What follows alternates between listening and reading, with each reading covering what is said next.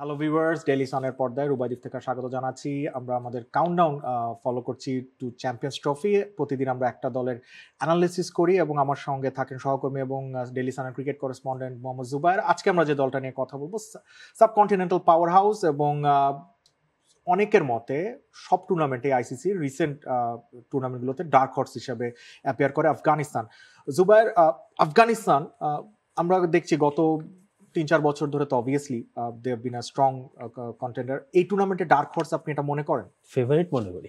Favourite? ও Yes. Wow, that's a big statement to make. Yes, last time যখন বিশ্বকাপ হলো সাবকন্টিনেন্ট 2023-এ, তখন তারা অলমোস্ট সেমিফাইনাল টাচ করে ফেলছিল। রাইট। সো ওই ম্যাক্সওয়েলের ওই ইনক্রেডিবল ইনিংসটা যদি মাইনাস করেন, দেন দে আর ইন দ্য সেমিস।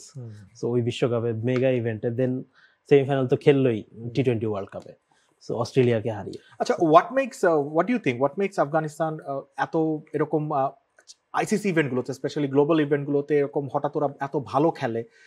এটার কারণটা কি? কারণ ওরা কিন্তু আমরা দেখি যে ইয়ার অ্যারাউন্ড বড় দলগুলোর সাথে এতটা খেলতে পারে না। আইসিসির এফটিপির কারণে দেখা যায় যে অস্ট্রেলিয়া বা ইংল্যান্ড বা ইন্ডিয়ার মতো দলগুলোর সাথে রেগুলার বেসিসে তারা খেলে না, কিন্তু স্টিল গ্লোবাল টুর্নামেন্টগুলোতে they appear as a force to be reckoned with. মানে what you think the reason? Maximum players franchise cricket খেলে, ওই প্রফেশনাল সেট আপ, প্রফেশনাল এনভায়রনমেন্টে তারা থাকে। আর হচ্ছে যে হোয়াইট বল ক্রিকেটে যেসব বক্স টিক করা লাগে সবগুলোই তাদের আছে এই মুহূর্তে আর কি। সো এটা হয়তো 10 ইয়ার্স টাইম থাকবে না। এই মুহূর্তে যে দলটা আছে সেই দলটাই সেটা আছে আর কি, যথেষ্ট। আপনি টপ অর্ডার থেকে রান চান, একজন লম্বা ইনিংস খেলবে, সেটা ইব্রাহিম জাদরান করে দেবে। আপনি অ্যাটাকিং ব্যাটসম্যান চান, সেটা গুরবাজ করে দেবে। আপনি মিডল ওভারে একটু স্টেবিলিটি চান, শাহিদি আছেন, রহমত শাহ আছে, এটা করে দেবে। আপনি শেষের দিকে পাওয়ার হিটিং চান, সেটা নাবি আছেন, ইভেন রাশিদ খান, এরাও আছেন। তারপর একজন অলরাউন্ডার আছে যে কিনা আজমতুল্লাহ ওমর যাই, সো যে কিনা আপনাকে 6-7-8 ওভার এনে দিবে on a good day 10 overs maybe. সে হয়তো 4 বা 5 ব্যাটিং করবে, মাঝে মাঝে টপ অর্ডারও ব্যাটিং করবে। বিপিএল এ মানে রংপুরের টপ অর্ডার ব্যাটিং করেছে। সো এই জিনিস। আর আপনি চাইবেন রেস্ট স্পিনার, তো রাশিদ খান আছে যে কিনা এই জেনারেশনের বেস্ট স্পিনার। তাদের যে জিনিসটা মিসিং ছিল সেটা যোগ করে দিচ্ছে হচ্ছে ফজল হক ফারুকী, নতুন বলে সুইং বলার। আপনি চাবেন একজন বলার সুইং করুক নতুন বলে, সেটা ফজল হক ফারুকী করে দেবে। আপনি চাবেন যে একটু ফাস্ট বোলিং হোক, একটু রাফ ব্যাটসম্যানকে হিটার দিয়ে খাট টাইপের বোলার হোক, সেটা আভিনুল হক আছেন বা উমরজাই করে দেবেন। সো আপনি হোয়াইট বল ক্রিকেটে একটা অন পেপার আপনি যেসব ডিমান্ড থাকে সবগুলো এই মুহূর্তে তারা ঠিক করে। That's why they are doing very well. Right. Afghanistan আরেকটা জিনিস আমার মনে হয় যে সবসময় ওদের পক্ষে যায় যে নোবডি এক্সপেক্টস যে আফগানিস্তান একটা চ্যাম্পিয়ন টিম নিয়ে আসবে এবং প্রেশার নাই ওদের, মানে ওদেরকে ফেলিয়ারের প্রেশারটা ওদের উপরে নেই। সো এবারে টুর্নামেন্টটাতে আফগানিস্তানের উপরে কিন্তু যে আপনি যেমন বললেন যে একটা ডার্ক হর্স, অনেকেই বলছে ডার্ক হর্স, প্রেশারটা কি থাকবে এবার?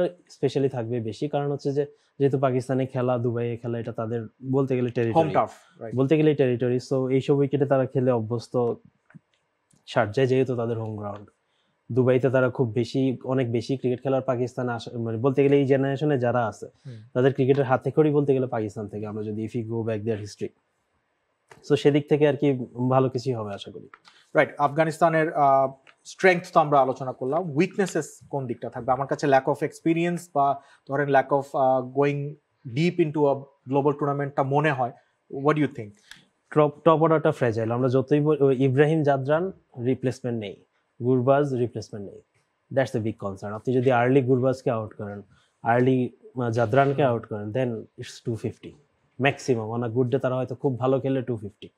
সো এই জিনিসটা হবে তাদের সবচেয়ে বড় কনসার্ন। যদি টপ অর্ডার থেকে কনসিস্টেন্টলি রান পায়, যেটা 2023 বিশ্বকাপে তারা পেয়েছে, 2024 টি-20 বিশ্বকাপে পেয়েছে, এই দুইজন যদি কনস্ট্যান্টলি টপ অর্ডার থেকে ভালো স্টার্ট দেয়, দেন আফগানিস্তান ক্যান গো মানে অনেক দূর যেতে পারে আর কি। আর আফগানিস্তান একটা স্ট্রং ড্রতেও পড়েছে, যদিও চ্যাম্পিয়ন্স ট্রফির প্রায় সবগুলো দলই স্ট্রং, বাট ওই সাইডে কিন্তু অস্ট্রেলিয়া, ইংল্যান্ডের সঙ্গে তারা আছে। সো ডু ইউ থিঙ্ক যে আফগানিস্তান এইরকম টিমগুলোর এগেনস্টে অন রেগুলার বেসিস 320-340 যেটা পার স্কোর আমরা বলছিলাম এই টুর্নামেন্টে হতে পারে, সেটা স্কোর করতে পারবে যদি আমি আগে ব্যাট করে? যদি আগে ব্যাটিং করে তাইলে হ্যাঁ, ওই যেটা বললাম, শর্তটা পূরণ করতে হবে, টপ অর্ডার ভালো ব্যাটিং করতে হবে।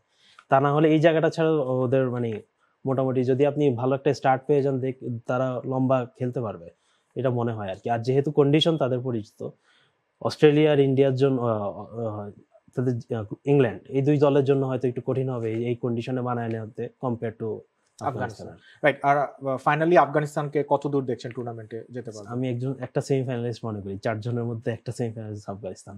That's a big statement to make. Thank you Zubair. আমরা আরো একটা এপিসোডে আপনার সঙ্গে আরেকটা দল নিয়ে হাজির হয়ে যাব। ভিউয়ার্স, এই আফগানিস্তান দল নিয়ে এই ছিল আমাদের অ্যানালিসিস। কেমন লাগলো জানাবেন কমেন্টে। ডেইলি সানের পর্দায় চোখ রাখুন, আরো একটা দল চ্যাম্পিয়ন্স ট্রফির দল নিয়ে হাজির হয়ে যাব খুব শিগগিরই।